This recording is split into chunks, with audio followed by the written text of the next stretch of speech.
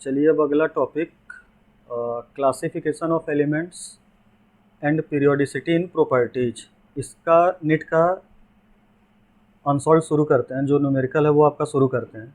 आइए, जो पहला क्वेश्चन है उसमें आपका क्वेश्चन है for the second period elements the correct increasing order of first ionization enthalpy. Examiner पूछ रहा है कि जो आपके सेकेंड पीरियड के एलिमेंट होते हैं, इन सेकेंड पीरियड एलिमेंट की जो फर्स्ट आयोनाइजेशन एंथैल्पी होता है, इसका इंक्रीजिंग ऑर्डर आप बताइए। तो चलिए, सबसे पहले हम सेकेंड पीरियड के जो एलिमेंट होते हैं वो आप लिख लीजिए कि कौन कौन से सेकेंड पीरियड में आपके एलिमेंट होते हैं। तो सेकेंड पीरियड में आपका एलिमेंट होगा हाइड्रोजन, हीलियम फर्स्ट पीरियड में हुए। सेकेंड पीरियड में आपका हुआ लिथियम, फिर आपका बेरिलियम, अगला हुआ बोरॉन, फिर हुआ कार्बन, फिर अगला आपका नाइट्रोजन, अगला आपका ऑक्सीजन, ऑक्सीजन के बाद अगला आपका एलिमेंट होगा फ्लोरीन, और सबसे लास्ट एलिमेंट जो होगा वो होगा आपका नियॉन। तो ये जो एलिमेंट्स हैं इनको फर्स्ट आयोनाइजेशन एंथैल्पी, इसमें देखिए एग्जाम में दो टाइप से क्वेश्चन पूछा जाता है। एक जो क्वेश्चन होगा वो फर्स्ट आयोनाइजेशन एंथैल्पी का होगा, और सेम आपके ऑप्शन होंगे उसमें सेकेंड आयोनाइजेशन एंथैल्पी का पूछा जाएगा। बेटा, आयोनाइजेशन एंथैल्पी का मतलब ये होता है कि किसी भी आइसोलेटेड गैसियस एटम में जो सबसे लूजली बाउंडेड इलेक्ट्रॉन होता है उसको निकालने के लिए जिस एनर्जी की रिक्वायरमेंट हो उसको कहा जाएगा आयोनाइजेशन एंथैल्पी। पहला इलेक्ट्रॉन निकालना हो तो फर्स्ट आयोनाइजेशन एंथैल्पी, दूसरा इलेक्ट्रॉन निकालना हो तो सेकेंड आयोनाइजेशन एंथैल्पी। अब ये क्रॉस पीरियड पूछ रहा है, तो ढंग से आप सुनिए, पूरी कॉन्सेप्ट एक एक चीज़ करके सुनते चलो। आप जानते हो कि सेम पीरियड में लेफ़्ट टू राइट जाने पे आयोनाइजेशन एनर्जी जो होती है वो इंक्रीज होती है। क्यों इंक्रीज होती है? तो इसकी बेटा दो रीजनिंग होती है। सेम पीरियड में लेफ़्ट टू राइट जाने पे एटॉमिक रेडियस डिक्रीज होती है, प्लस इफेक्टिव न्यूक्लियर चार्ज जो होता है वो इंक्रीज होता है।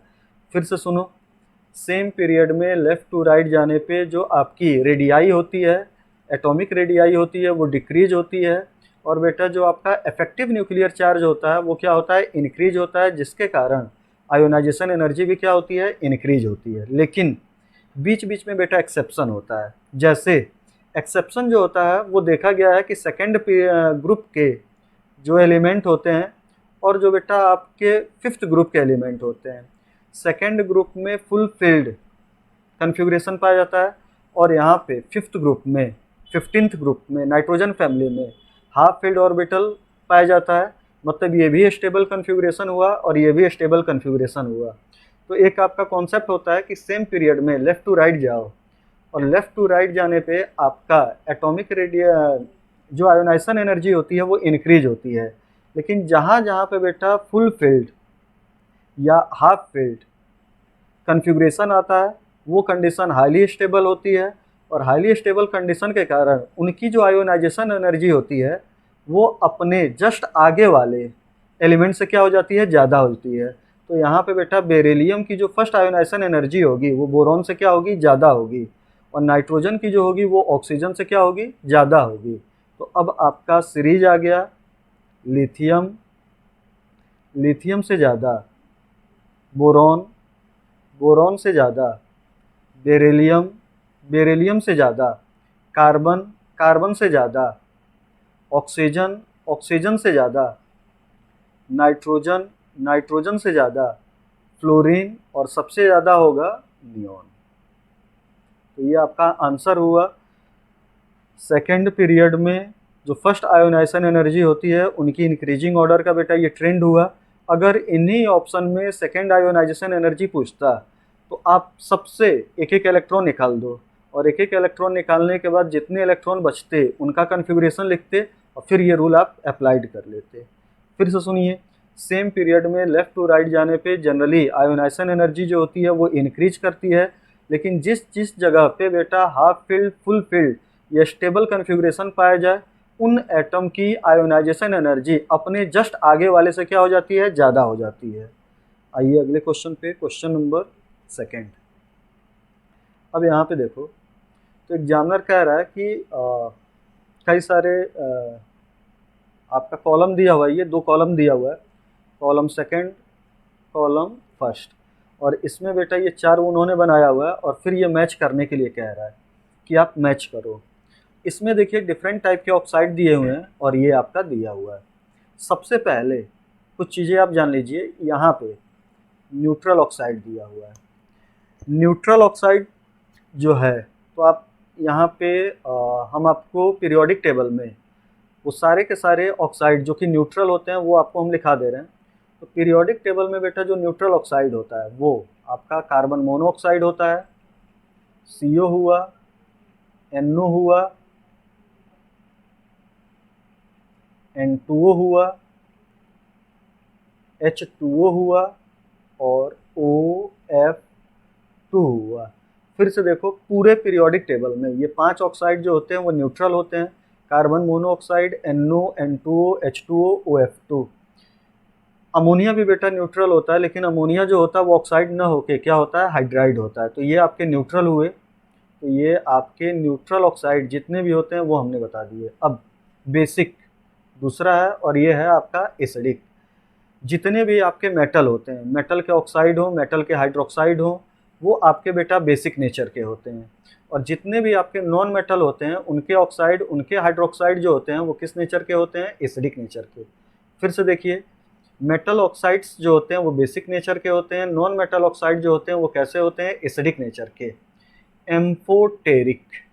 अब वो सारे के सारे एलिमेंट जिनके ऑक्साइड एम्फोटेरिक, मतलब जो एसिडिक प्रॉपर्टी भी शो करते हैं, बेसिक प्रॉपर्टी भी शो करते हैं, दोनों प्रॉपर्टी शो करते हैं, मतलब जो एम्फोटेरिक हो रहे हैं, उन सारे एलिमेंट को हम लिखते चल रहे हैं। तो आपका इसमें आता है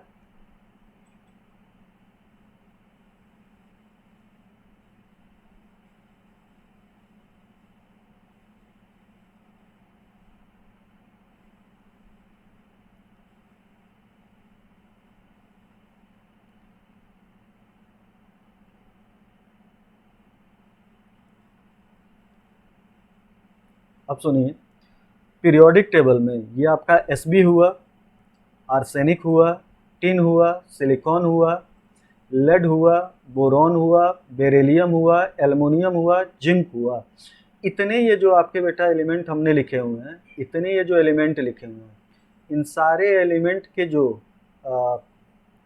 ऑक्साइड होते हैं वो आपके एम्फोटेरिक होते हैं, मतलब एसिडिक भी बिहेव करते हैं और बेसिक भी बिहेव करते हैं। एक और आप यहाँ पे कॉन्सेप्ट सुनिए, यहाँ पे आपका बोरॉन हुआ। तो जो बोरॉन होता है ये बेटा मेनली नॉन मेटल होता है, लेकिन बोरॉन नॉन मेटल होता है, फिर भी इसका जो ऑक्साइड होता है वो एम्फोटेरिक होता है। अब एग्जाम में क्वेश्चन आया कि इन चारों ऑक्साइड में से कौन सा एम्फोटेरिक है, उसमें एल्युमिनियम का oxide, alumina, zinc oxide, tin oxide, lead oxide, ये सारे के सारे दिए हों और एक बेटा बोरॉन का भी ऑक्साइड दिया हो, तो आप पहले प्रायोरिटी इन सब के ऑक्साइड को दीजिए, इनको एम्फोटेरिक लगाइए। अगर ये सब ऑप्शन में न दिए हो तब किसका लगाओ, बोरॉन का लगाओ। तो यहाँ पे आप मैच कर लो, Na2O सोडियम ऑक्साइड है। सोडियम आप जानते हो कि बेटा मेटल होता है, इसका ऑक्साइड बेसिक नेचर का होगा, Al2O3। ढंग से देखिए, एम्फोटेरिक एलिमेंट है एल्युमिनियम, एम्फोटेरिक होने के कारण इसका ऑक्साइड भी क्या होगा, एम्फोटेरिक होगा। N2O ये आपका बेटा न्यूट्रल हुआ और Cl2O7 ये क्या हो जाएगा, एम्फोटेरिक हो जाएगा। तो आप अपना ऑप्शन मैच कर लीजिएगा। अगले क्वेश्चन पे आप आइए, और यहाँ पे आप देखिए एग्जामिनर क्वेश्चन पूछ रहा है कि विच of the following oxide is most acidic in nature. Most acidic oxide के बारे में एग्जामिनर आपसे बेटा क्वेश्चन पूछ रहा है। अब ढंग से देखो, होता क्या है कि अगर जनरली हाइड्राइड हो, तो हाइड्राइड के केस में आप पीरियोडिक टेबल में सेम पीरियड में लेफ़्ट टू राइट जाइए या सेम ग्रुप में टॉप टू बॉटम आइए, एसिडिक स्ट्रेंथ जो होती है वो इंक्रीज करती है। फिर से सुनो, पीरियोडिक टेबल में बेटा हाइड्राइड हो, सेम पीरियड में लेफ़्ट टू राइट जाइए या सेम ग्रुप में टॉप टू बॉटम आइए, एसिडिक स्ट्रेंथ क्या होती है, इंक्रीज करती है। अब दूसरा आप आइए ऑक्साइड के बारे में। तो ऑक्साइड के बारे में आपका सेम पीरियड में आप लेफ़्ट टू राइट जाइए, तो जो एसिडिक स्ट्रेंथ है, एसिडिक स्ट्रेंथ जो है वो आपकी बढ़ती है। लेकिन सेम ग्रुप में आप टॉप टू बॉटम आइए तो जो एसिडिक स्ट्रेंथ होती है वो क्या होती है, घटती है। सेम पीरियड में लेफ्ट टू राइट जाने पे एसिडिक स्ट्रेंथ जो होता है वो आपका इंक्रीज करता है।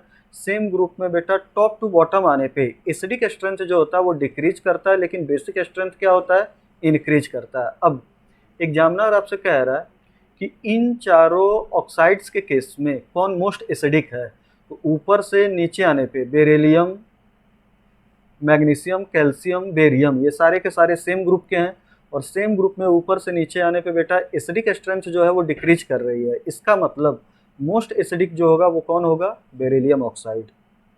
नेक्स्ट क्वेश्चन, क्वेश्चन नंबर 4 आपका एग्जामिनर पूछ रहा है कि correct order of atomic radii, atomic radii का सही ऑर्डर पूछ रहा है, और किस केस में पूछ रहा है, ग्रुप नंबर 13th एलिमेंट।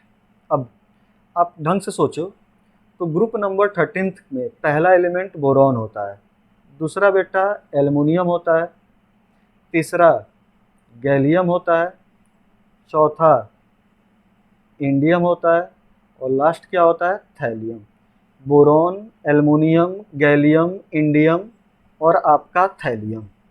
अब आप जानते हो कि सेम ग्रुप में ऊपर से नीचे आने पे जो एटॉमिक रेडियाई होती है वो बढ़ती है, लेकिन ये देखा गया है कि एल्युमिनियम और गैलियम इन दोनों की एटॉमिक रेडियाई लगभग क्या होती है, बराबर होती है।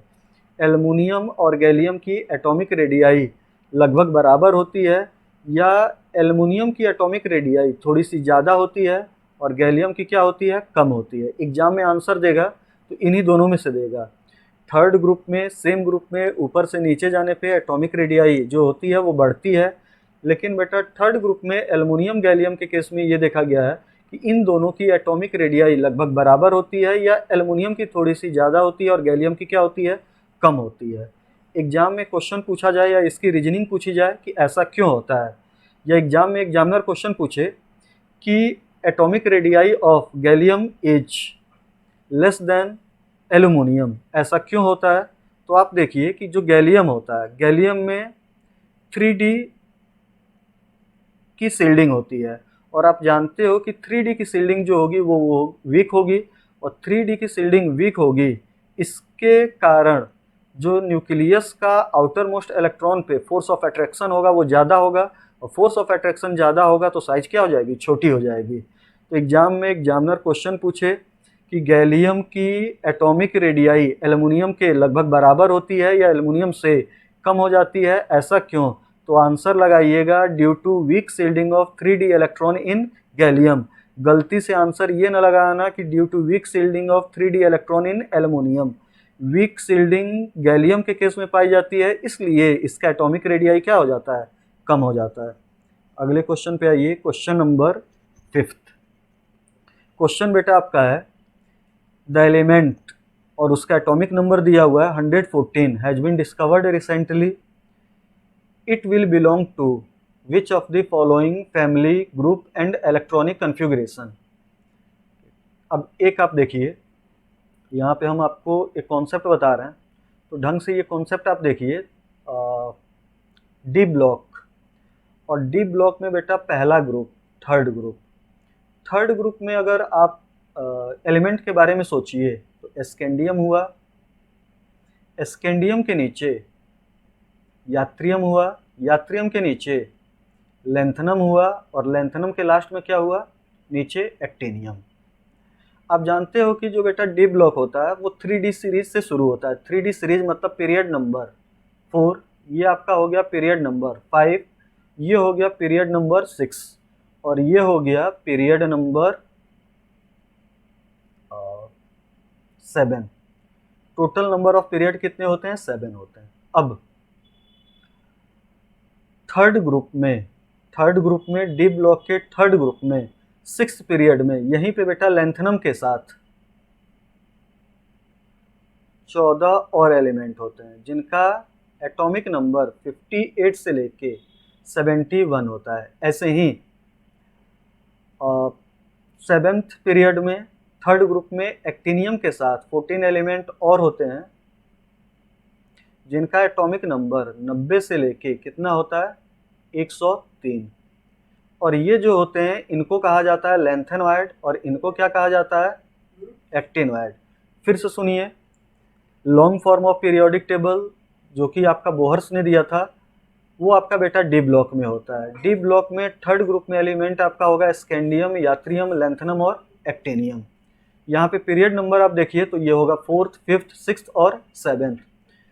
6th पीरियड में थर्ड ग्रुप में लैंथेनम के साथ 14 एलिमेंट और होते हैं जिनका एटॉमिक नंबर 58 से 71 होता है। ऐसे ही 7th पीरियड में एक्टिनियम के साथ 14 एलिमेंट और होते हैं जिनका एटॉमिक नंबर 90 से लेके कितना होता है, 103। इनको बेटा कलेक्टिवली लैंथेनॉइड, लैंथेनम के साथ होते हैं तो कलेक्टिवली लैंथेनॉइड कहा जाता है। ये एक्टिनियम के साथ होते हैं तो कलेक्टिवली क्या कहे जाते हैं, एक्टिनॉइड। अब देखो एग्जाम में एग्जामिनर आपसे पूछे कि एटॉमिक नंबर 58 से 70 के बीच में कोई भी एलिमेंट हो कहाँ पाया जाएगा, तो आंसर होगा थर्ड ग्रुप, 6th पीरियड। ऐसे ही पूछा जाए कि 90 से 103 के बीच में कोई भी एलिमेंट, कोई भी एटॉमिक नंबर कहाँ पाया जाएगा, ग्रुप नंबर थर्ड और पीरियड नंबर 7th। ये आपका हुआ। तो अब ये बताओ, ये पीरियड नंबर ग्रुप 103 है और एग्जामिनर किसके बारे में पूछ रहा है, 114 के बारे में, कि 114 जो होगा वो किस ग्रुप में होगा, किस फैमिली में होगा। तो ये बताओ 103, 103 थर्ड ग्रुप में पाया जा रहा है, तो 104 जो होगा वो किस ग्रुप में होगा, 4। ऐसे ही 104 जो होगा वो किस में होगा, 4th में। 105 किस में होगा, तो वो बेटा जो आपका होगा वो आपका 5th ग्रुप में होगा। ऐसे ही 107 7th में, 108 8 में, 109 9th ग्रुप में, 110 10th ग्रुप में, 11 11th ग्रुप में, 112 12th ग्रुप में, 113 13th ग्रुप मतलब बोरॉन फैमिली में होगा, और 114 जो होगा वो long form of periodic table के अकॉर्डिंग 14th ग्रुप में होगा। 14th ग्रुप मतलब 4th ग्रुप मतलब कार्बन फैमिली। तो आपका जो आंसर होगा वो कौन सा हो गया, कार्बन फैमिली ए। आइए अगले क्वेश्चन पे। एग्जामिनर अगले क्वेश्चन में आपका कह रहा है, question number 6, in which of the following option the correct order of arrangements does not agree with the variation of property indicated against it. Examiner कह रहा है कि दिए हुए जो ऑप्शन हैं उनके आगे जो प्रॉपर्टी इंडिकेटेड है, किसकी बेटा प्रॉपर्टी या किस प्रॉपर्टी का जो ऑर्डर है वो आपका गलत है। तो इसमें आप पहले ऑप्शन पे आइए, एग्जामिनर दिया हुआ है इंक्रीजिंग इलेक्ट्रॉन गेन इंथैल्पी, और इसमें आपका दिया हुआ है फ्लोरीन, क्लोरीन, ब्रोमीन, आयोडीन। सबसे ज़्यादा फ्लोरीन, फिर क्लोरीन, फिर ब्रोमीन, फिर आयोडीन। गलत बात है बेटा ये आपका, ठीक। जो आपकी हैलोजन फैमिली होती है उसमें फ्लोरीन की साइज़ छोटी होती है, फ्लोरीन की साइज़ छोटी होती है, चार्ज बहुत ज़्यादा होता है जिसके कारण एक्सेप्शन क्रिएट होता है, और उस एक्सेप्शन के कारण फ्लोरीन नहीं बल्कि पूरे ग्रुप में क्लोरीन की इलेक्ट्रॉन गेन इंथैल्पी सबसे ज़्यादा होती है, फिर आपकी फ्लोरीन की होती है, फिर ब्रोमीन की होती है, फिर आयोडीन की होती है। तो ये आपका ऑप्शन गलत दिया हुआ है, मतलब ये आंसर हो सकता है, ठीक। दूसरा ये lithium, sodium, potassium, rubidium increasing order है, और देख किसके बारे में रहा है, मेटेलिक रेडियस, सही दिया हुआ है।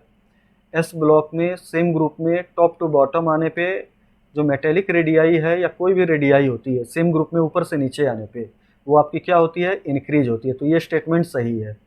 थर्ड स्टेटमेंट पे आइए, इंक्रीजिंग आयनिक size, aluminium +3, Mg+2, sodium +F-। ढंग से आप देखिए तो इसमें भी 10 इलेक्ट्रॉन, इसमें भी 10 इलेक्ट्रॉन, इसमें भी 10 इलेक्ट्रॉन और इसमें भी 10 इलेक्ट्रॉन, मतलब जो चारों के चारों स्पीसीज दी हुई हैं वो बेटा आइसो इलेक्ट्रॉनिक है। और आप जानते हो कि आइसो इलेक्ट्रॉनिक में जिस आयन पे जितना ज़्यादा नेगेटिव चार्ज हो उसकी साइज उतनी बढ़ती है, और आइसो इलेक्ट्रॉनिक में जिस आयन पे जितना ज़्यादा पॉजिटिव चार्ज हो उसकी साइज उतनी क्या होती है, छोटी होती है। तो ये भी आपका स्टेटमेंट सही हुआ। अब डी ऑप्शन पे आइए, तो इन्होंने इंक्रीजिंग फर्स्ट आयोनाइजेशन इंथैल्पी, इसका बेटा इन्होंने ऑर्डर दिया हुआ है और ये कह रहे हैं कि बोरॉन से ज़्यादा आयोनाइजेशन एनर्जी कार्बन की है, कार्बन से ज़्यादा नाइट्रोजन की है और नाइट्रोजन से ज़्यादा ऑक्सीजन की है। गलत है बेटा। आप जानते हो कि नाइट्रोजन के केस में P3 कंडीशन पाई जाती है, हाफ फिल्ड एटॉमिक ऑर्बिटल होता है, हाईली स्टेबल होता है और नाइट्रोजन की जो फर्स्ट आयोनाइजेशन एनर्जी होती है वो अपने नेक्स्ट सक्सेसिव मेंबर ऑक्सीजन से क्या होती है, ज़्यादा होती है। तो ये भी आपका स्टेटमेंट गलत है। मतलब क्वेश्चन नंबर 6 में 2 आपके गलत हैं, एक भी गलत है और डी भी गलत है। इसमें बेटा 2 आंसर होने चाहिए थे, ए और डी, ठीक। लेकिन उस समय जो भी नीट में रहा हो आंसर, लेकिन इसमें करेक्शन हुआ था उस समय, ए डी 2 ऑप्शन आपके सही हैं। सही मतलब इनके स्टेटमेंट क्या है, गलत है। अगला ये क्वेश्चन नंबर 7। यहाँ पे आपका है कि विच of the following orders of ionic radii is correctly represented. इसमें ये देखिए आपका दिया हुआ है पहले ऑप्शन में H minus hydride ion, H plus proton और ये न्यूट्रल एटम। गलत बेटा, ये दिया हुआ है ऑर्डर। आप जानते हो कि सेम स्पेसिस का कैटायन हो, एनायन हो, न्यूट्रल एटम हो तो सबसे ज़्यादा जो रेडियाई होती है वो एनायन की होती है, फिर न्यूट्रल की होती है, फिर किसकी होती है, कैटायन की। इसका मतलब ए गलत है। अगला sodium plus fluoride ion, oxide ion. देखिए आप ढंग से, ये तीनों के तीनों आइसो इलेक्ट्रॉनिक स्पेसिस है और आप जानते हो कि आइसो इलेक्ट्रॉनिक स्पेसिस में जितना ज़्यादा नेगेटिव चार्ज, साइज उतनी बड़ी। मतलब ये ऑर्डर पूरा का पूरा गलत दिया हुआ है, अपोजिट दे दिया हुआ है, तो ये भी आंसर नहीं होगा। इसमें O-2 का ज़्यादा होगा, फ्लोराइड का कम होगा, आंसर नंबर सी भी नहीं होगा। अब इसमें आइए, तो इसमें हम साइज की बात करें तो विच of the following orders of ionic radii is correctly represented. तो यहाँ पे हम आए तो एल्युमिनियम +3, Mg+2 और नाइट्राइड आयन। यहाँ पे देखिए ये भी बेटा आपका जो ऑप्शन है ये गलत है। इसमें सबसे ज़्यादा होनी चाहिए थी नाइट्राइड की, फिर Mg+2 की, फिर तो ये भी आपका ऑप्शन गलत है। इसका मतलब हुआ कि क्वेश्चन नंबर 7 में कोई भी ऑप्शन ऐसा नहीं है जो सही है, तो इसका आंसर जो होगा वो नन होगा। मतलब उस समय ये आपका कॉमन क्वेश्चन रहा होगा नीट में। क्वेश्चन नंबर 8 में आइए, which one of the following arrangement represents the correct order of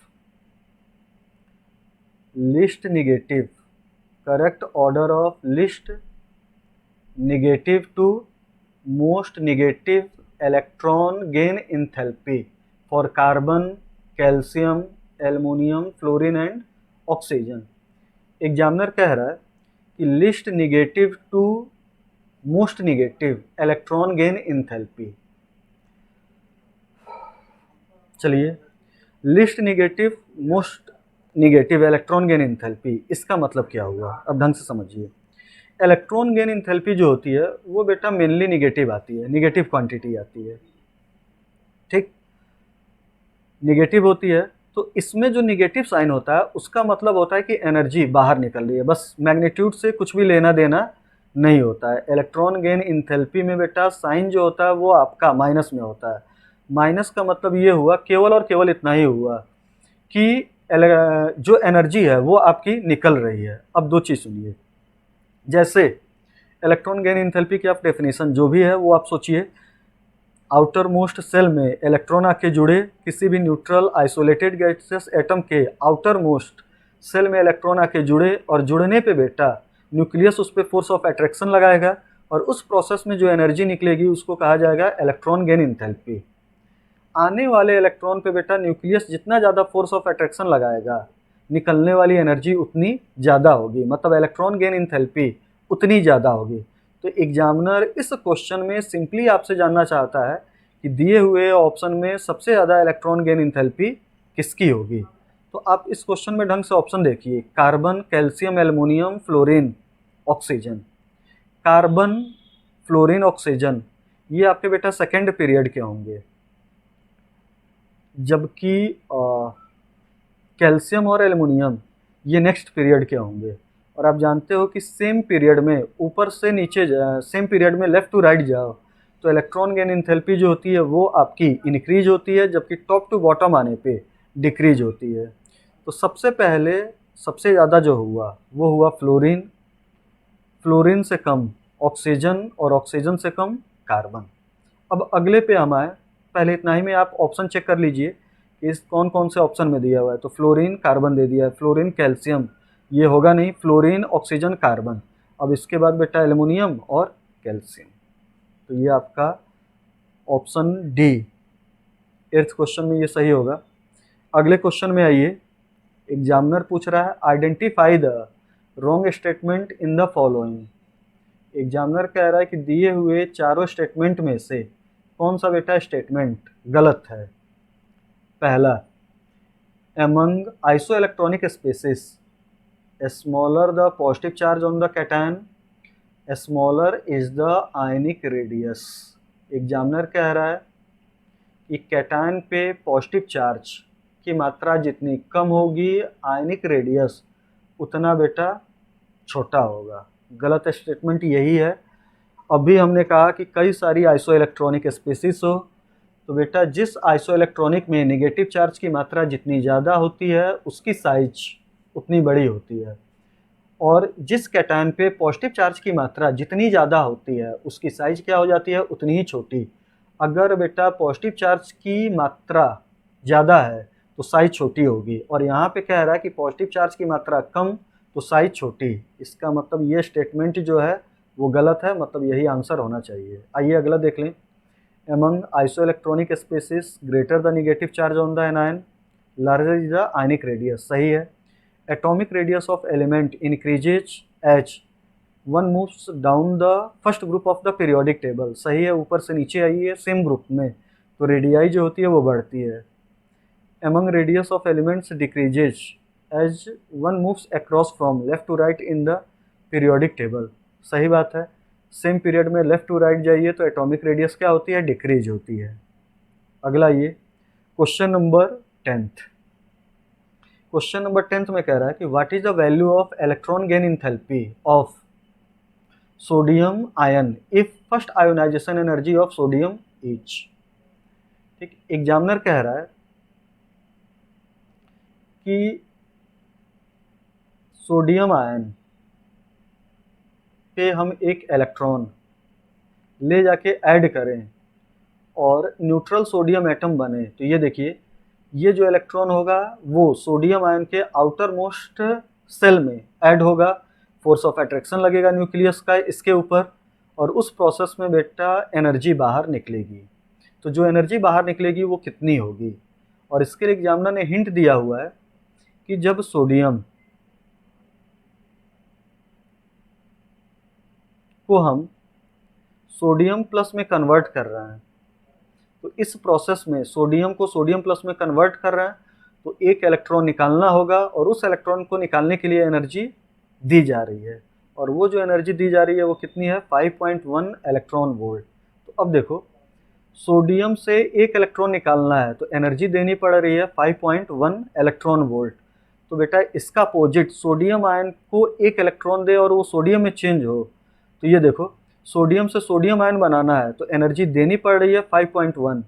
तो बेटा जब सोडियम आयन को सोडियम में चेंज करना होगा तो उतनी ही एनर्जी क्या होगी, निकलेगी, और निकलेगी तो साइन क्या हो जाएगा, माइनस। तो बस इसके आगे आप माइनस साइन लगा दीजिए, और माइनस साइन का मतलब है कि एनर्जी क्या हो रही है, निकल रही है। तो मैग्नीट्यूड सेम रहेगा लेकिन साइन क्या हो जाएगा, अपोजिट हो जाएगा। आइए अगले क्वेश्चन पे, question number 11th। The correct order of decreasing ionic radii among the following isoelectronic species, same question है। आप ढंग से बेटा क्वेश्चन देखिए, नीट में पीरियोडिक टेबल में जो प्रॉपर्टीज बेस्ड क्वेश्चन है सबसे ज़्यादा अभी तक जो सॉल्व किया जा रहा है, तो सबसे ज़्यादा क्वेश्चन जो है वो आयोनाइजेशन एनर्जी के बेस पे आ रहा है, इलेक्ट्रॉन गेन एंथैल्पी के बेस पे आ रहा है, और आइसो इलेक्ट्रॉनिक स्पेसिस के रेडियाई के बेस पे आ रहा है। तो इन सब चीज़ों को आप अच्छे से सॉल्व करते जाइएगा। Correct order of decreasing ionic radii, decreasing order पूछ रहा है, आइसो इलेक्ट्रॉनिक स्पेसिस का पूछ रहा है। हमने आपसे कहा था कि आइसो इलेक्ट्रॉनिक स्पेसिस में जितना ज़्यादा नेगेटिव चार्ज रेडियाई उतनी ज़्यादा, और जितना ज़्यादा पॉजिटिव चार्ज रेडियाई उतनी छोटी। पहले में कोई मैच नहीं कर रहा है, दूसरे में मैच नहीं कर रहा है, third option -2 charge, -1 charge, +1 charge, calcium +2। Answer आपका सी। आइए अगले क्वेश्चन पे, question number 12th। Which of the following represents the correct order of increasing electron gain enthalpy with negative sign. Option आपके हैं oxygen, sulphur, fluorine, chlorine. Oxygen, same group में उसके नीचे sulphur, fluorine, फिर वहां पे, ठीक। एक्सेप्शन होता है बेटा इलेक्ट्रॉन गेन एंथैल्पी में, आप जानते हो फ्लोरीन से ज़्यादा electron gain enthalpy chlorine, oxygen से ज़्यादा सल्फर की होती है। अब यहाँ पे देखिए, एक ऐसा ऑप्शन देखिए, अच्छा एक चीज़ और देख, ऑक्सीजन से ज़्यादा किसकी होती है? फ्लोरीन। सल्फर से ज़्यादा किसकी होती है? क्लोरीन। ये भी आप जानते हो। तो हमारे पास ये ट्रेंड मिल गया, और ये ट्रेंड किस में बेटा मैच कर रहा है, ये आप देखो। सल्फर सबसे ज़्यादा होगा नहीं आंसर, ठीक। इस ऑप्शन में आइए, क्लोरीन सबसे ज़्यादा, फिर क्लोरीन के बाद उसने क्या दे दिया है? ऑक्सीजन। आंसर नहीं होगा। बी में आइए, क्लोरीन सबसे ज़्यादा, फिर फ्लोरीन, फ्लोरीन से कम सल्फर, ऑक्सीजन, ये आंसर हो सकता है। इसमें देखिए सबसे ज़्यादा क्या दे दिया है? फ्लोरीन, तो ये भी नहीं होगा। मतलब ऑप्शन जो आपका जाएगा वो कौन सा जाएगा? Second, b option. आइए अगले पे, among the elements calcium, magnesium, phosphorus, chlorine, the correct order of increasing atomic radii, ठीक। तो अब आप देखिए कि मैग्नीशियम एटॉमिक नंबर होता है 12, फॉस्फोरस नाइट्रोजन के नीचे होता है 15 हो गया, 15 हो गया, क्लोरीन 17 हो गया, कैल्शियम 20 हो गया। इसका मतलब ये तीनों जो हैं वो सेम पीरियड के हैं, और आप जानते हो कि बेटा सेम पीरियड में लेफ्ट टू राइट जाने पे बेटा जो रेडियाई होती है वो डिक्रीज होती है। तो इन तीनों में सबसे ज़्यादा होगा Mg का, फिर होगा फॉस्फोरस का, फिर किसका होगा? क्लोरीन। और ये देखिए आप कैल्शियम को, तो कैल्शियम बेटा जो होता है वो इनके पीरियड का नहीं होता है, इनके नेक्स्ट पीरियड का होता है, और नेक्स्ट पीरियड वालों की रेडियाई क्या होगी? ज़्यादा। तो सबसे ज़्यादा हो गई कैल्शियम की, कैल्शियम से कम Mg, Mg से कम फॉस्फोरस, फॉस्फोरस से कम क्लोरीन। तो ये जो आपका ट्रेंड है वो मैच हो रहा है ऑप्शन नंबर सेकंड। आइए क्वेश्चन नंबर 14th। एग्जामिनर पूछ रहा है कि among the following which one has highest cation to anion size. Examiner पूछ रहा है कि कैटायन अपॉन एनायन का रेशियो सबसे ज़्यादा किस में होगा। तो देखिए कभी भी रेशियो कब सबसे ज़्यादा होता है? जब ऊपर वाला नॉमिनेटर मैक्सिमम हो और नीचे वाला डिनोमिनेटर क्या हो? मिनिमम हो। तो आप ऑप्शन मैच कीजिए, सारे के सारे कंपाउंड जिन जिन एलिमेंट से मिलके बना हुआ है वो सारे के सारे बेटा जो एलिमेंट हैं वो आपके फर्स्ट ग्रुप के हैं, और आप जानते हो कि सेम ग्रुप में ऊपर से नीचे आने पे रेडियाई क्या होती है? घटती है। अब सॉरी, बढ़ती है। सेम ग्रुप में ऊपर से नीचे आने पे रेडियाई जो होती है वो क्या होती है? इंक्रीज होती है। तो आप ऑप्शन चेक करो, यहाँ पे सीजियम है कैटायन, यहाँ पे लिथियम है, और यहाँ पे क्या है? सोडियम। इसका बेटा मतलब हुआ कि सीजियम आपका ऊपर हो, तो कैटायन जो होगा वो क्या होना चाहिए? सीजियम होना चाहिए। और एनायन वो हमें लेना है जिसकी साइज क्या हो? सबसे छोटी, और सबसे छोटा इसमें जो होगा वो आपका जो दिया हुआ है एनायन, वो हैलोजन दिया हुआ है, तो सबसे छोटा जो हैलोजन होता है वो क्या होता है? फ्लोरीन, मतलब फ्लोराइड आयन। तो आपका ये हुआ, ठीक। तो आपका जो इन दोनों से कंपाउंड बनेगा वो क्या हो गया? Caesium fluoride. आंसर आपका हो जाएगा सेकंड। आइए अगले क्वेश्चन पे, question number 15th। among the element with following electronic configuration which one have highest ionization energy। Examiner कह रहा है इनमें हमारे पास जितने भी इलेक्ट्रॉनिक कन्फिगरेशन दिए हुए हैं, इन इलेक्ट्रॉनिक कन्फिगरेशन को देख के बताना है कि किस ऑप्शन में हाईएस्ट आयोनाइजेशन एनर्जी होगी। पहले आयोनाइजेशन एनर्जी बेटा आप देख लो, डेफिनेशन फिर से सुन लो। आउटर मोस्ट सेल से किसी भी न्यूट्रल आइसोलेटेड गैसेस एटम के आउटर मोस्ट सेल से, मतलब मोस्ट लूजली बाउंडेड इलेक्ट्रॉन को निकालने के लिए जिस एनर्जी की रिक्वायरमेंट होगी उसको कहा जाएगा फर्स्ट आयोनाइजेशन एनर्जी।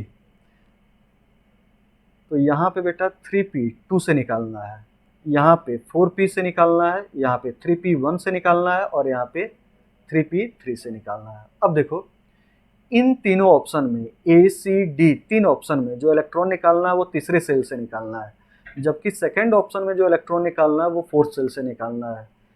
इसका मतलब हुआ कि थर्ड सेल के कंपैरिजन में फोर्थ सेल की दूरी ज़्यादा होगी, दूरी ज़्यादा तो फोर्स ऑफ अट्रैक्शन जो न्यूक्लियस आउटर मोस्ट इलेक्ट्रॉन पे लगा रहा होगा वो कम होगा और आयोनाइजेशन एनर्जी भी क्या होगी, कम होगी। तो सबसे कम आयोनाइजेशन एनर्जी बी की होगी, लेकिन एग्जामिनर सबसे कम नहीं सबसे ज़्यादा पूछ रहा है, तो या तो आंसर ए होगा या सी होगा या डी होगा। अब देखो यहाँ पे 3p1 से निकालना है, 3p2 से निकालना है और 3p3 से निकालना है।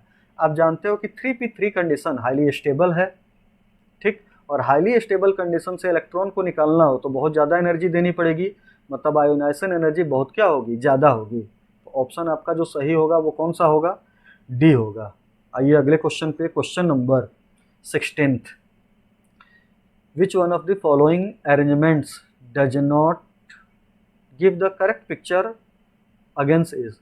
एग्जामिनर कह रहा है कि हमारे पास चार ऑप्शन है, इन दिए हुए चारों ऑप्शन के आगे जो उनका प्रॉपर्टी दिया हुआ है किस ऑप्शन में मैच नहीं कर रहा है। पहला दिया हुआ है बॉन्ड डिसोसिएशन एनर्जी, ठीक, और एग्जामिनर कह रहा है कि सबसे ज़्यादा bond dissociation energy fluorine, chlorine, bromine, iodine, ये है। गलत बेटा दिया हुआ है।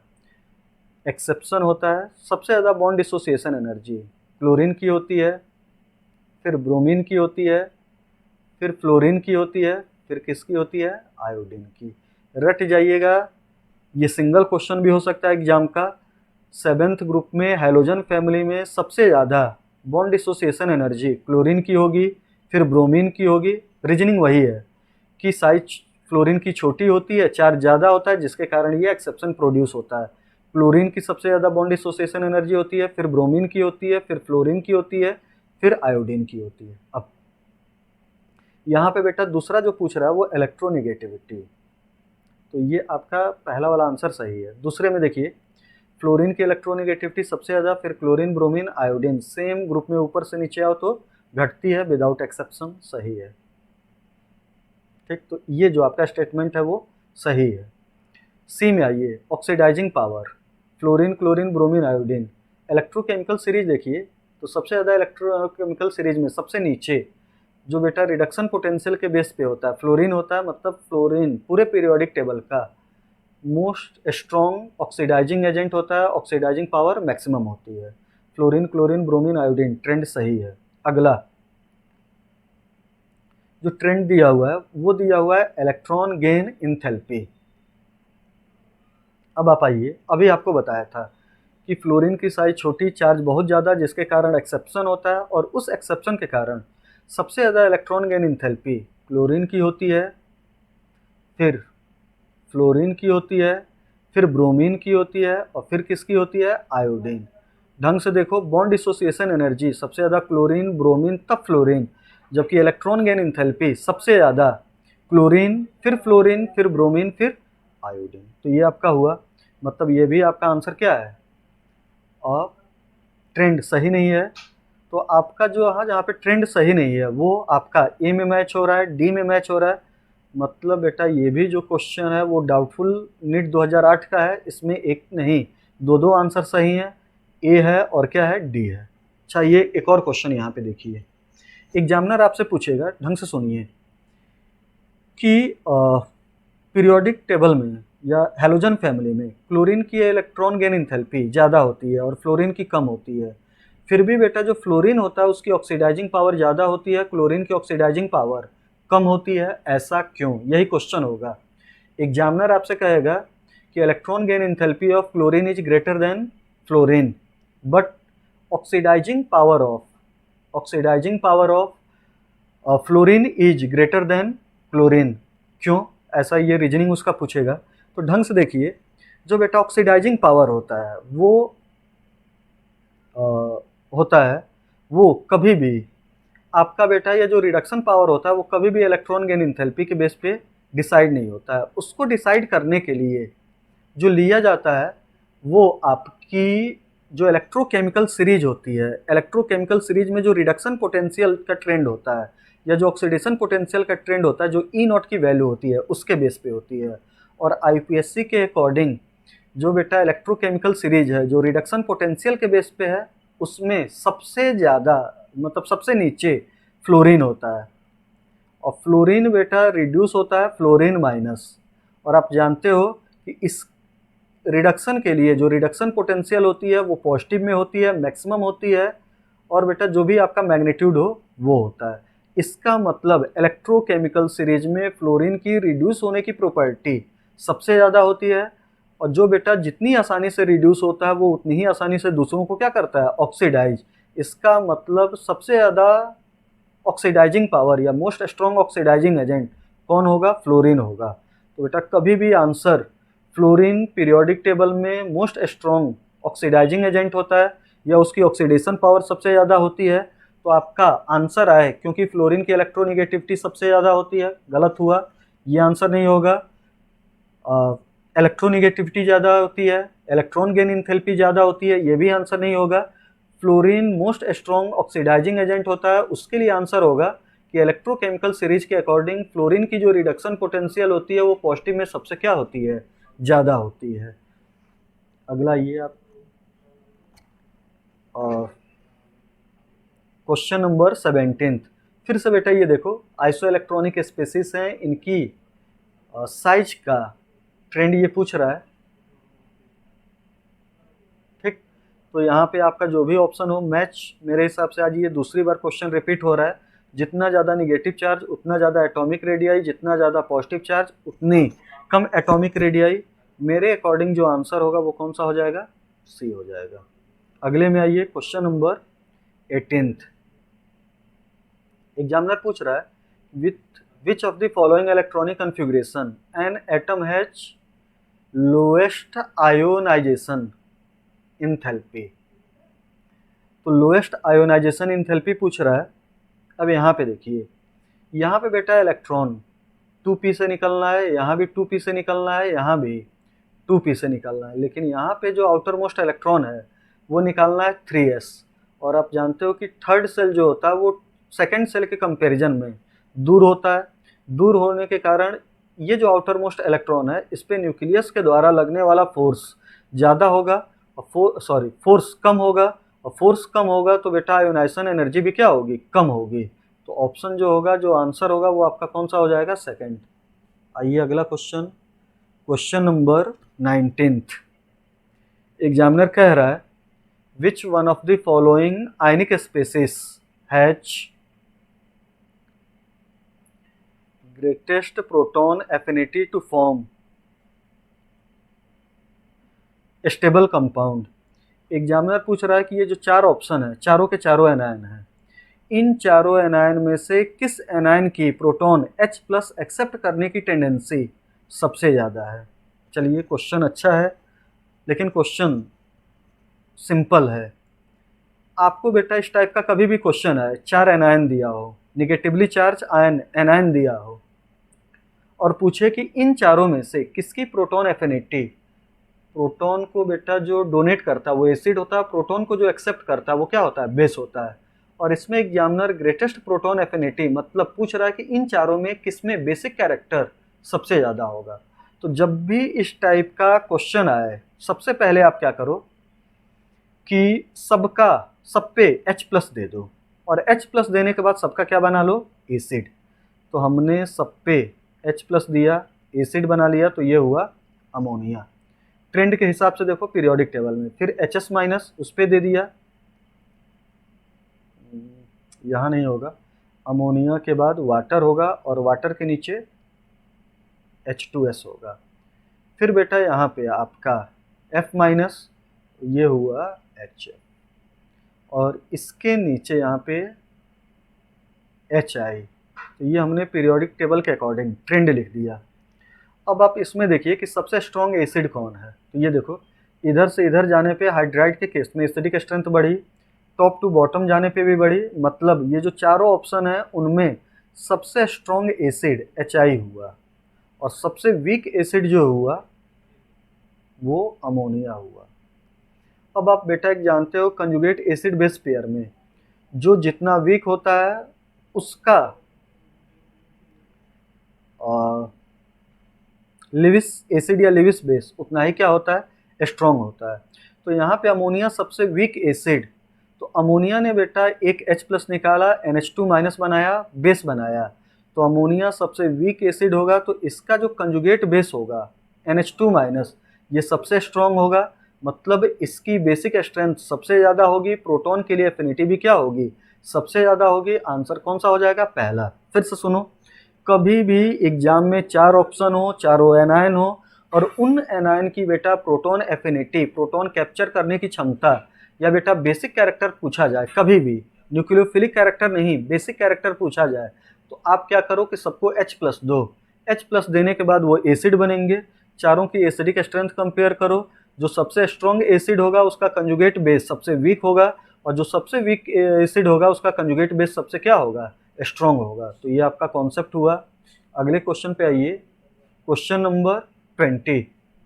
क्वेश्चन नंबर 20 में एग्जामिनर कह रहा है कि विच one of the following order is not in accordance with property stated against it. आपका है फ्लोरीन, क्लोरीन, ब्रोमीन, आयोडीन, और ये दिया हुआ है बॉन्ड डिसोसिएशन एनर्जी। क्वेश्चन पूछ रहा है which one of the following order is not, examiner कह रहा है कि हमारे पास 4 ट्रेंड है, उनके आगे उनका प्रॉपर्टी दिया हुआ है, कौन सी प्रॉपर्टी मिसमैच है, मतलब सही नहीं है, नॉट पूछ रहा है। तो आइए यहाँ पे पहले ऑप्शन में ये बेटा जो दे रहा है वो बॉन्ड डिसोसिएशन एनर्जी दे रहा है, अभी बताया था गलत है। बॉन्ड डिसोसिएशन एनर्जी सबसे ज़्यादा क्लोरीन, फिर ब्रोमीन, फिर फ्लोरीन, फिर आयोडीन। तो ये आपका जो स्टेटमेंट है गलत है, मतलब ये एक आंसर हो सकता है। अगला ये ऑक्सीडाइजिंग पावर सही है, फ्लोरीन, क्लोरीन, ब्रोमीन, आयोडीन, ये आंसर सही है। ऑक्सीडाइजिंग पावर का ट्रेंड सही है। एसिडिक स्ट्रेंथ दे रहा है HF, उससे ज़्यादा HCl, HBr, HI सही है। सेम ग्रुप के हैं, ऊपर से नीचे आओ, एसिडिक स्ट्रेंथ क्या होगी, बढ़ेगी। Electronegativity fluorine, chlorine, bromine, iodine, ये भी आपका सही है, मतलब ए वाला जो ऑप्शन है वो बेटा प्रॉपर्टीज वाइज गलत है और गलत वाला ही पूछ रहा है, मतलब ऑप्शन आपका क्या चला जाएगा, ए। आइए अगले क्वेश्चन पे, क्वेश्चन नंबर 21 पूछ रहा है आयनिक रेडियाई यार, आयनिक रेडियाई। अब ढंग से पूछो, देखो यहाँ पे आयनिक रेडियाई और सब आंसर जो दिया है वो effective nuclear charge, effective nuclear charge, effective nuclear charge या square of effective nuclear charge, इनके ही फॉर्म में दिया हुआ है। आप जानते हो बेटा कि जितना ज़्यादा इफेक्टिव न्यूक्लियर चार्ज, स्क्वायर नहीं, जितना ज़्यादा इफेक्टिव न्यूक्लियर चार्ज होगा, मतलब न्यूक्लियस के द्वारा outer most electron, outer most single electron पे फोर्स ऑफ अट्रैक्शन जितना ज़्यादा होगा, इफेक्टिव न्यूक्लियर चार्ज उतना ज़्यादा होगा।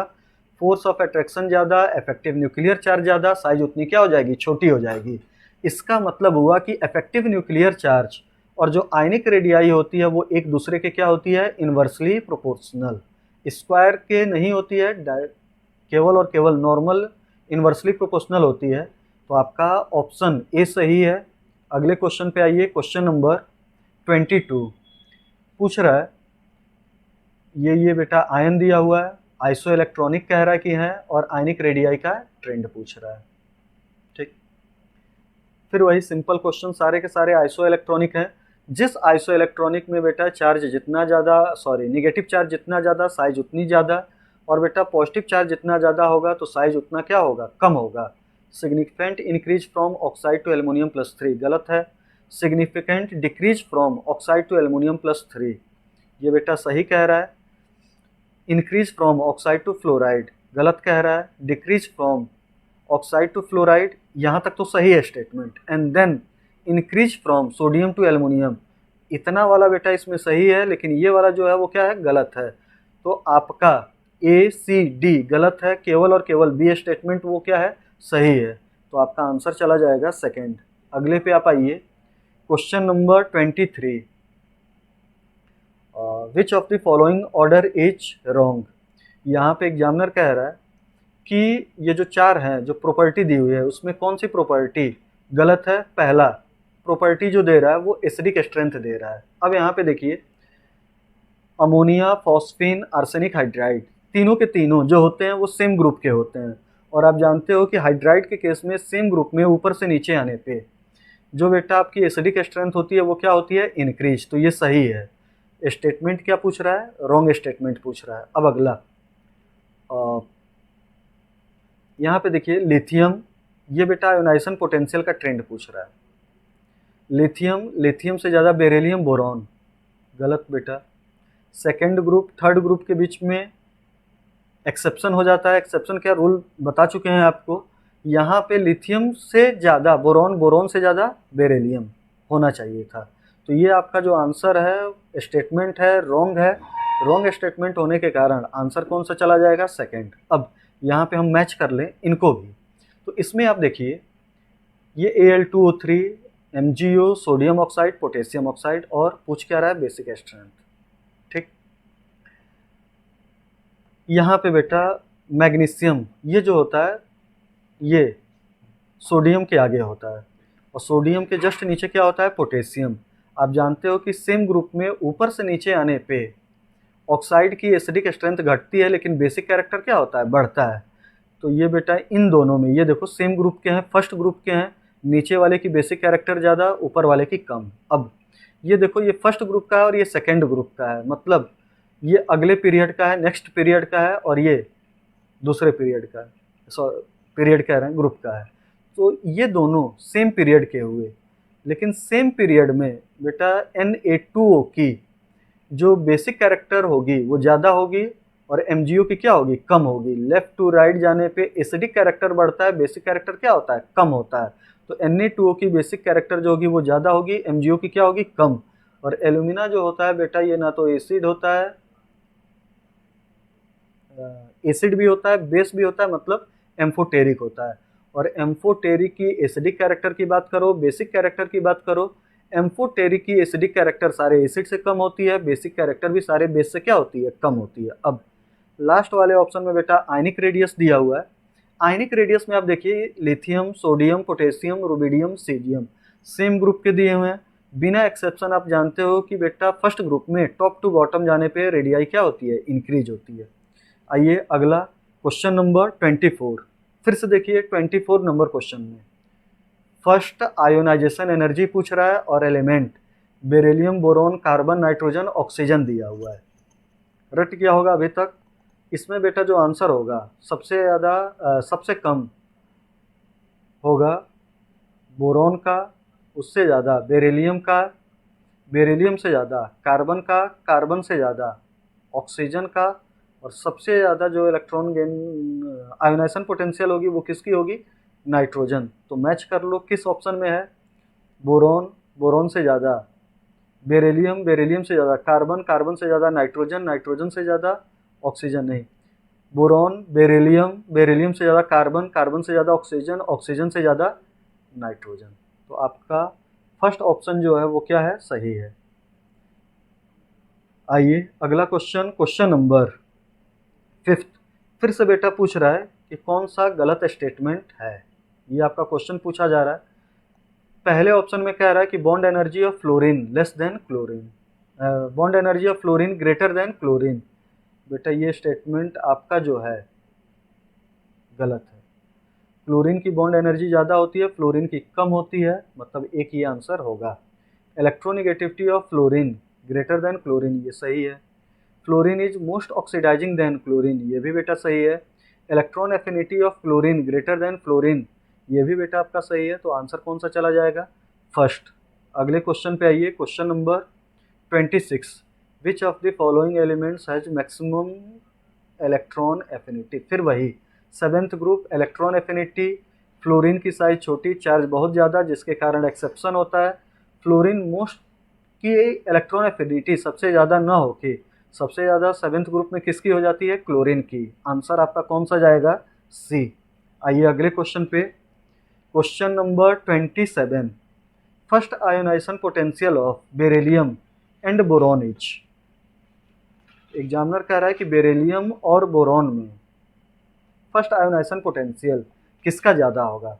जब भी बेटा आयोनाइजेशन पोटेंशियल चेक किया करो, देख लिया करो कि पहला आयोनाइजेशन पोटेंशियल पूछ रहा है कि दूसरा पूछ रहा है। अब यहाँ पे देखो, एग्जामिनर पूछ रहा है कि बेरिलियम बोरॉन में किसकी आयोनाइजेशन पोटेंशियल फर्स्ट वाली ज़्यादा होगी। तो आप जानते हो कि बेरिलियम की ज़्यादा होगी, बोरॉन की क्या होगी? कम। और एग्जामिनर ने बेटा यहाँ पे रेस्पेक्टिवली लगा दिया है, मतलब क्रमशः ये आंसर दे रहा है। और उसने क्या किया है कि ये इंक्रीजिंग डिक्रीजिंग ऑर्डर न देके मैग्नीट्यूड दे दिया है। तो आप चारों ऑप्शन में से ऐसा ऑप्शन बाहर करो, आंसर लगाइए, जिसमें बेटा पहला बेरिलियम का ज़्यादा हो और बोरोन का क्या हो? कम। तो आप देखिए डी ऑप्शन में पहला ज़्यादा है और दूसरा क्या है? कम। तो ये आपका आंसर हो जाएगा डी 27th का। अगला क्वेश्चन 28th। फिर से वही देखो, चारों ऑप्शन। साइज आयन है, आयन की साइज, आयनिक साइज का बेटा ऑर्डर पूछ रहा है। और सबसे बड़ी बात है कि तीनों के तीनों जो आयन हैं या तीनों जो स्पीसीज हैं वो बेटा सेम एलिमेंट की हैं, सेम एटम की हैं। और आप जानते हो कि सेम एटम का हो तो सबसे ज़्यादा बेटा एनायन की साइज होती है, फिर न्यूट्रल की होती है, फिर किसकी होती है? कैटायन। एनायन, न्यूट्रल और कैटायन। ऑप्शन चला जाएगा बी 28th का। आइए अगले क्वेश्चन पे, क्वेश्चन नंबर 29। एग्जामिनर पूछ रहा है कि विच of the following ion is largest in size. Examiner ने चार ऑप्शन दिया है और एग्जामिनर पूछ रहा है कि इन दिए हुए चारों आयन में से किसकी साइज सबसे बड़ी होगी। ढंग से देखो, कैल्शियम +1 इलेक्ट्रॉन होंगे 19 - 1 18, sorry, potassium +1 18 electron, calcium +2 20 - 2 18 electron, sulphur -2 16 + 2 18 electron, chlorine -1 17 + 1 18 electron. चारों ऑप्शन में नंबर ऑफ इलेक्ट्रॉन सेम हो गए, आइसो इलेक्ट्रॉनिक हो गया। और आप जानते हो कि जिस आइसो इलेक्ट्रॉनिक स्पेसिस में निगेटिव चार्ज की मैग्नीट्यूड जितनी ज़्यादा, उसकी साइज उतनी क्या होगी? ज़्यादा होगी। आइए अगले क्वेश्चन पे, question number 30। Which of the following has smallest size. Examiner पूछ रहा है कि इन दिए हुए चारों आयन में से सबसे छोटी साइज किसकी होगी। एल्युमिनियम में नंबर ऑफ इलेक्ट्रॉन चेक कीजिए तो 13 एटॉमिक नंबर, 3 निकल गया 10। सोडियम +1 11 में से 1 निकल गया 10। फ्लोरीन माइनस में 9 + 1 10। Mg+2 में 12 - 2 10। सारे के सारे आइसो इलेक्ट्रॉनिक हुए। और आप जानते हो कि आइसो इलेक्ट्रॉनिक में बेटा फिर से वही, पॉजिटिव चार्ज जितना ज़्यादा साइज उतनी छोटी, नेगेटिव चार्ज जितना ज़्यादा साइज उतनी बड़ी। तो ऑप्शन जो होगा वो आपका कौन सा हो जाएगा? सेकंड, मतलब बी। अगले क्वेश्चन पे आइए, question number 31। The electronic configuration of element is 1s2 2s2 2p6 3s2 3p3। What is the atomic number of element which is just below the above element in the periodic table. Examiner कह रहा है कि एक electronic configuration है, वो electronic configuration जिस element का है उस एलिमेंट के जस्ट नीचे पीरियोडिक टेबल में जो भी एलिमेंट होगा उसका बेटा एटॉमिक नंबर कितना होगा। तो सबसे पहले ही एलिमेंट कह रहा है, आयन नहीं कह रहा है, इसका मतलब न्यूट्रल है।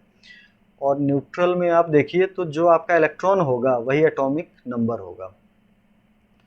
तो टोटल इलेक्ट्रॉन 2 2 4 6 10 12 और 3 15 15 हुआ, ये आपका हो गया। 15 का मतलब बेटा ये आपका नाइट्रोजन के नीचे फॉस्फोरस हुआ। अब इसके नीचे वाले का निकालना हो तो बेटा इसमें 18 ऐड कर दो, 18 ऐड कर दो, ठीक। नाइट्रोजन सेकंड पीरियड का होता है, फॉस्फोरस थर्ड पीरियड का होता है। अगर बेटा फोर्थ पीरियड एलिमेंट का एटॉमिक नंबर निकालना हो तो थर्ड पीरियड वाले में और कितना ऐड कर दो? 18। तो ऐड करोगे तो ये आंसर कितना आ गया? 33। तो ये आपका हो गया फर्स्ट। अगले क्वेश्चन पे आइए, क्वेश्चन नंबर 32। अब यहाँ पे देखो, फिर से sodium Mg+2, aluminium +3, silicon +4। Examiner कह रहा है कि सारे के सारे आइसो इलेक्ट्रॉनिक हैं, उनकी साइज बताइए। तो आप जानते हो पॉजिटिव चार्ज जितना ज़्यादा साइज उतनी छोटी। तो सबसे छोटी साइज सिलिकॉन +4 की होगी, उससे बड़ी aluminium +3, Mg+2, silicon +4, aluminium +3, Mg+2 और सबसे बड़ी सोडियम प्लस। मतलब जिस पे पॉजिटिव चार्ज की मैग्नीट्यूड जितनी कम, साइज उतनी बड़ी। आइए अगले क्वेश्चन पे, क्वेश्चन नंबर 33।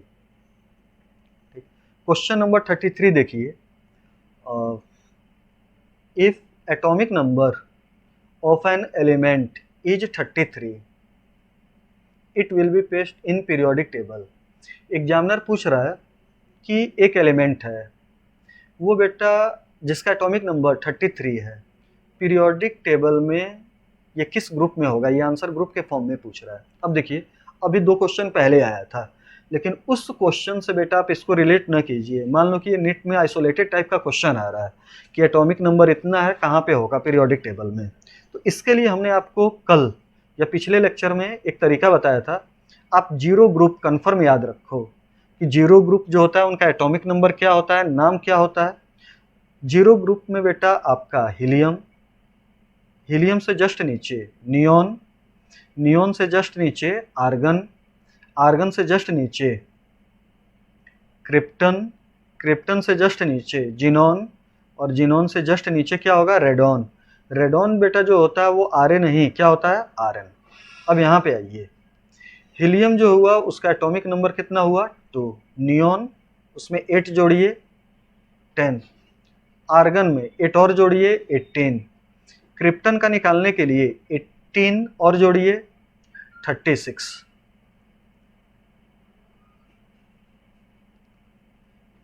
और 2 में 8 जोड़िए 10, 10 में 8 जोड़िए 18, 18 में 18 आपने जोड़ा 36, फिर 18 जोड़िए 54, और रेडॉन जो हुआ वो हो गया बेटा 54 में 32 जोड़ दीजिए तो 86। अब देखो कि आपसे बेटा 33 के बारे में पूछ रहा है, तो 33 का जो सबसे नज़दीकी यहाँ पे इनर्ट गैस कन्फिग्रेशन है, इनर्ट गैस का, वो जाइए तो 36 होगा 33 के रेस्पेक्टेड। अब आप यहाँ से मैच कर लो कि बेटा ये कहाँ जाएगा। तो ये देखो 36 जो होता है, ये जो जीरो ग्रुप होता है, वो आपका बेटा ग्रुप नंबर 18 होता है, या ग्रुप नंबर क्या होता है, 8 होता है, लास्ट वाला ग्रुप होता है। तो अब 36 यहाँ पे है, तो जो 35 होगा वो ग्रुप नंबर 7 में होगा, 34 जो होगा वो ग्रुप नंबर 6 में होगा, और जो 33 होगा वो ग्रुप नंबर किस में होगा, 5th में होगा, मतलब नाइट्रोजन फैमिली में होगा। तो आंसर आपका हो गया सी, 33 का आंसर नंबर सी। अगले क्वेश्चन पे आइए, क्वेश्चन नंबर 34। क्वेश्चन नंबर 34 में कह रहा है कि in the periodic table from left to right in a period the atomic volume decreases, increases, remains same, first decreases then increases. Same period की बेटा बात कर रहा है। तो ये देखिए, सेम पीरियड में लेफ्ट टू राइट जाने पे जो बेटा एटॉमिक वॉल्यूम होता है पहले घटता है, फर्स्ट डिक्रीज होता है, और फिर क्या होता है, बढ़ता है, देन इंक्रीजेज। सेम पीरियड में लेफ्ट टू राइट जाने पे बेटा जो एटॉमिक वॉल्यूम होती है वो पहले घटती है और फिर बाद में क्या होती है, बढ़ती है। इसका अपोजिट डेंसिटी एग्जाम में क्वेश्चन पूछा जाए तो सेम पीरियड में लेफ्ट टू राइट जाने पे बेटा जो डेंसिटी होती है वो पहले इंक्रीज करती है, फिर क्या होती है, डिक्रीज होती है। तो इसका अपोजिट आंसर जो होगा वो आपका आएगा। आइए अगले क्वेश्चन पे, question number 35। Which electronic configuration of an element has abnormally high difference between second and third ionization energy? ढंग से देखिए, ये क्वेश्चन 2 टाइप का पूछा जाता है। एक तो ये क्वेश्चन हुआ, दूसरा बेटा एग्जाम में क्वेश्चन पूछने का इनका तरीका होगा कि एक एलिमेंट है जिसकी सेकेंड और थर्ड आयोनाइजेशन एनर्जी में बहुत ज़्यादा डिफरेंस है, तो वो एलिमेंट पीरियोडिक टेबल में किस ग्रुप में पाया जाएगा। तो इस टाइप का ये क्वेश्चन होगा। अब देखो, एग्जामिनर कह रहा है कि हमारे पास जो आयोनाइजेशन एनर्जी है उसका जो डिफरेंस है वो किस बहुत ज़्यादा है, किस किस आयोनाइजेशन एनर्जी में, सेकेंड थर्ड। इसका मतलब हुआ कि एग्जामिनर ये कह रहा है कि जब हम उस एलिमेंट से सेकेंड आयोनाइजेशन एनर्जी मतलब 2 इलेक्ट्रॉन निकाल दे रहे हैं और थर्ड आयोनाइजेशन एनर्जी मतलब हम तीसरा इलेक्ट्रॉन निकालने जा रहे हैं, तो बेटा जब 2 इलेक्ट्रॉन निकाल दे रहे हैं, 2 इलेक्ट्रॉन निकाल दे रहे हैं और तीसरा इलेक्ट्रॉन निकालने के लिए जो एनर्जी लग रही है उसको थर्ड आयोनाइजेशन एनर्जी, तो जब हम 2 इलेक्ट्रॉन निकाल दे रहे हैं तो वो इनर्ट गैस कन्फिगरेशन पा जा रहा है और इनर्ट गैस कन्फिगरेशन जो हुआ वो हाईली स्टेबल हुआ। अब वहाँ से जब हमें तीसरा इलेक्ट्रॉन निकालना है तो बहुत ज़्यादा एनर्जी देने की आवश्यकता पड़ रही है, मतलब थर्ड आयोनाइजेशन एनर्जी बहुत ज़्यादा है जबकि सेकेंड क्या है, बहुत कम। तो ये बताओ कितने इलेक्ट्रॉन निकालोगे कि तीसरा निकालना है, 2 इलेक्ट्रॉन, और 2 इलेक्ट्रॉन निकाल रहे हो, इसका मतलब हुआ कि 2 निकालने के बाद इनर्ट गैस कन्फिगरेशन कर रहा है। इसका मतलब हुआ कि बैलेंस सेल में केवल और केवल कितने बैलेंस इलेक्ट्रॉन होंगे, 2। तो सबसे पहले हमारे पास जो ऑप्शन है 4, इन चारों ऑप्शन में आप चेक करो ABCD में कि किस ऑप्शन में बेटा बैलेंस इलेक्ट्रॉन 2 निकालने के बाद इनर्ट गैस कन्फिगरेशन गेन हो जाए। तो ये देखिए ए में 2 इलेक्ट्रॉन निकालोगे तो इनर्ट गैस कन्फिगरेशन नहीं होगा, यहाँ पे 2 निकालोगे तो आ जाएगा, लेकिन इस टाइप का कोई भी कन्फिगरेशन होता नहीं है। यहाँ से 2 निकाल दो तब भी नहीं आएगा। लेकिन लास्ट ऑप्शन में देखिए, अब बेटा यहाँ से 2 इलेक्ट्रॉन निकाल दो तो जो बचा हुआ कन्फिगरेशन होगा वो होगा 1s2 2s2 2p6, और इस कन्फिगरेशन में से बेटा इनर्ट गैस कन्फिगरेशन से अब यहाँ से इलेक्ट्रॉन निकालना हो, तीसरा इलेक्ट्रॉन निकालना हो, तो थर्ड आयोनाइजेशन एनर्जी जो होगी वो क्या हो जाएगी, बहुत ज़्यादा होगी। तो आपका जो आंसर होगा वो क्या हो जाएगा, डी हो जाएगा। एक बार आप फिर से सुन लीजिए, अगर किसी भी बेटा एलिमेंट के केस में फर्स्ट और सेकेंड आयोनाइजेशन एनर्जी में डिफरेंस बहुत ज़्यादा है तो पहले ग्रुप से बिलोंग करता है। सेकेंड और थर्ड आयोनाइजेशन एनर्जी के बीच में गैप बहुत ज़्यादा, तो वो जो आपका होता है वो सेकेंड ग्रुप से बिलोंग करता है। थर्ड और फोर्थ आयोनाइजेशन एनर्जी में डिफरेंस बहुत ज़्यादा हो गई तो किस ग्रुप से बिलोंग करता है, तीसरे ग्रुप से। फिर से सुनिए, अगर किसी भी एलिमेंट के पहले दूसरे आयोनाइजेशन एनर्जी में गैप बहुत ज़्यादा है, डिफरेंस बहुत ज़्यादा है, तो उस एलिमेंट का ग्रुप नंबर फर्स्ट होगा। दूसरे और तीसरी आयोनाइजेशन एनर्जी में गैप बहुत ज़्यादा है तो सेकंड ग्रुप से बिलोंग करेगा। तीसरे और चौथे की आयोनाइजेशन एनर्जी में डिफरेंस बहुत ज़्यादा है तो उसका जो बेटा ग्रुप नंबर होगा वो कौन सा हो जाएगा, थर्ड हो जाएगा। तो ये एक्सपेक्ट करते हैं कि ये बेटा आपका क्वेश्चन या जो भी अभी तक आपका कॉन्सेप्ट बताए हैं वो क्लियर हो गया होगा। अगर किसी भी क्वेश्चन में बेटा आपको डाउट लगता हो तो आप जो इसमें नंबर दिया हुआ है 8090 करके फ़ोन नंबर आपका पड़ा होगा, उसी पे यहाँ पे व्हाट्सअप है, आप उसमें अपना डाउट लिख के भेज दीजिए, क्वेश्चन आपको सॉल्यूशन सहित एक्सप्लेन कर दिया जाएगा। और अगर आपको लग रहा हो कि हाँ आपका कुछ काम हो रहा है, कुछ ढंग से हो रहा है, तो आप बेटा जो भी वीडियो है उसको साथ में शेयर करते चलिए। आइए अगला question, question number 36। Question number आपका 36 जो है उसमें आपका है कि one of the characteristics property of non metal is that they. Examiner पूछ रहा है कि इन चारों ऑप्शन में से नॉन मेटल की प्रॉपर्टी क्या होती है। पहला, non metal are reducing agent. गलत बात बेटा, मेटल जो होते हैं, ढंग से सुनिए, इलेक्ट्रोकेमिकल सीरीज ऊपर मेटल होता है, नीचे नॉन मेटल होता है। इलेक्ट्रोकेमिकल सीरीज आईपीएससी जो है एनसीईआरटी में अपोजिट दे दिया है, ठीक। इलेक्ट्रोकेमिकल सीरीज जो आईपीएससी के अकॉर्डिंग है, जो रिडक्शन पोटेंशियल के बेस पे है, ऊपर बेटा मेटल आयन पेयर दिया हुआ है और नीचे नॉन मेटल और उनके आयन दिया हुआ है। तो नीचे बेटा जो नॉन मेटल होते हैं, फ्लोरीन क्लोरीन, कहाँ बेटा फ्लोरीन जो होता है वो ऑक्सीडाइजिंग एजेंट होता है, सॉरी रिड्यूसिंग एजेंट होता है, फ्लोरीन ऑक्सीडाइजिंग एजेंट होता है। इसका मतलब हुआ कि जो नॉन मेटल होते हैं वो ऑक्सीडाइजिंग एजेंट होते हैं, जबकि मेटल क्या होते हैं, रिड्यूसिंग एजेंट। तो पहला, नॉन मेटल की प्रॉपर्टी नहीं होगी। दूसरा, फॉर्म बेसिक ऑक्साइड्स। बेटा मेटल बेसिक ऑक्साइड होता है, मेटल के ऑक्साइड्स बेसिक होते हैं। नॉन मेटल के ऑक्साइड जो होते हैं वो क्या होते हैं आपके, एसिडिक। तो यहाँ पे नॉन मेटल के ऑक्साइड जो होंगे वो एसिडिक होंगे, सेकंड ऑप्शन भी नहीं सही है। तीसरा आपका कह रहा है कि non metal form cation by electron gain enthalpy, by electron gain. बेटा इलेक्ट्रॉन का गेन होगा तो कैटायन पॉजिटिव चार्ज कैसे होगा, वो आपका एनायन बनेगा, negatively charge. Non metals are electronegative, ये सही है। नॉन मेटल जो होता है वो बेटा इलेक्ट्रॉन लेता है तो इलेक्ट्रोनेगेटिव हुआ, मेटल इलेक्ट्रॉन निकालता है तो वो क्या होगा, इलेक्ट्रो पॉजिटिव। आइए अगले क्वेश्चन पे, क्वेश्चन नंबर 37। क्वेश्चन नंबर 37 में कह रहा है कि पाउली, पाउली आप जानते हो फेमस है इलेक्ट्रोनेगेटिविटी कैलकुलेट किए थे एटम की। Pauli electronegative values for elements are useful in predicting polarity of molecule, position in EMF series, coordination number, dipole moment. Pauli electronegative value, polarity of molecule. Pauli की जो electronegativity होती है या electronegativity का difference है, polarity answer जा सकता था, छोड़िए इसको, आइए अगले पे। Position in the electrochemical, electronegativity और इलेक्ट्रोकेमिकल सीरीज कोई भी लेना देना नहीं है। कोऑर्डिनेशन नंबर, इलेक्ट्रोनेगेटिविटी और कोऑर्डिनेशन नंबर का कुछ भी लेना देना नहीं है। अब यहाँ पे बेटा डाइपोल मोमेंट, ठीक, तो ये देखो इन्होंने थोड़ा सा जो ऑप्शन बनाया है ए और डी डाउटफुल बना दिया है, लेकिन बेटा पोलैरिटी पोलर होगा, डाइपोल मोमेंट कुछ ना कुछ होगा तो पोलर तो होगा ही होगा, ठीक। लेकिन आप आंसर फोर्थ के साथ जाइए।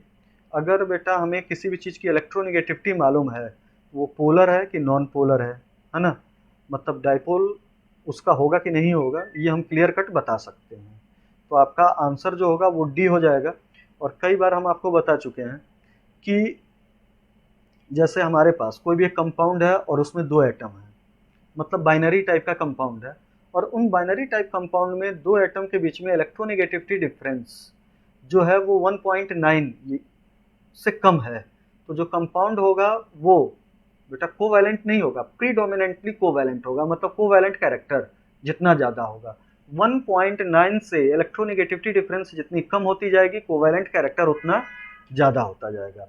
और अगर बेटा इलेक्ट्रोनेगेटिविटी का डिफरेंस 1.9 से ज़्यादा हो जाए तो बेटा उसमें आयनिक कैरेक्टर ज़्यादा होगा, कोवैलेंट कैरेक्टर कम होगा। और इलेक्ट्रोनेगेटिविटी का डिफरेंस अगर एग्जैक्ट 1.9 है तो समझ जाइए कंपाउंड जो होगा वो 50% आयनिक होगा और 50% क्या होगा, कोवैलेंट होगा। अगले क्वेश्चन पे आइए, क्वेश्चन नंबर 38। क्वेश्चन नंबर 38 में एग्जामिनर कह रहा है कि the electronic configuration of 4 elements are given, which elements does not belong to same family as other. Examiner कह रहा है कि हमारे पास 4 इलेक्ट्रॉनिक कन्फिगरेशन दिया हुआ है और फिर एग्जामिनर कह रहा है कि इन चारों में से 3 तो सेम फैमिली से सेम ग्रुप से बिलोंग कर रहे हैं, चौथा कौन सा नहीं बिलोंग कर रहा है। तो यहाँ पे आप कन्फिगरेशन में आइए, तो यहाँ पे बेटा आप कन्फिगरेशन देखो तो इसमें लास्ट इलेक्ट्रॉन 4s में जा रहा है, यहाँ पे 5s2 4s2 4s2, मतलब इनमें लास्ट इलेक्ट्रॉन सेम टाइप से इंटर कर रहे हैं, जबकि सी ऑप्शन में लास्ट इलेक्ट्रॉन पी में इंटर कर रहा है। तो आपका जो आप सी ऑप्शन होगा वो अलग ग्रुप से बिलोंग करेगा, अलग फैमिली से बिलोंग करेगा, तो आंसर हो जाएगा आपका सी। आइए अगला question number 39। In the periodic table with the increase in atomic number metallic character of element, बेटा सेम पीरियड में आप लेफ्ट टू राइट जाओ। आप जानते हो कि पीरियोडिक टेबल में लेफ्ट साइड जो होता है उधर मेटल होते हैं और राइट साइड क्या होते हैं, नॉन मेटल। मतलब सेम पीरियड में लेफ्ट टू राइट जाने पे जैसे जैसे एटॉमिक नंबर बढ़ता है वैसे वैसे जो मेटेलिक कैरेक्टर होती है वो क्या होती है, घटती है, और नॉन मेटेलिक कैरेक्टर क्या होती है, बढ़ती है। तो यहाँ पे होगा मेटेलिक कैरेक्टर के बारे में, decreases in a period and increases in A group. तो आंसर आपका पहला, ठीक। क्वेश्चन नंबर 40 अगला क्वेश्चन। चलिए इसमें टोटल जो पीरियोडिक टेबल पीरियोडिक प्रॉपर्टीज है इसका जो आपका अनसॉल्व्ड है 30 साल वाला, इसमें टोटल क्वेश्चन जो है वो आपके 39 है, सारे के सारे डिस्कस होगा। कल आपका अगला टॉपिक हो जाएगा और अगला टॉपिक आपका शायद दिया हुआ है केमिकल बॉन्डिंग। तो अगले टॉपिक में आपके केमिकल बॉन्डिंग के सारे क्वेश्चन एक्सप्लेन कर दिए जाएंगे।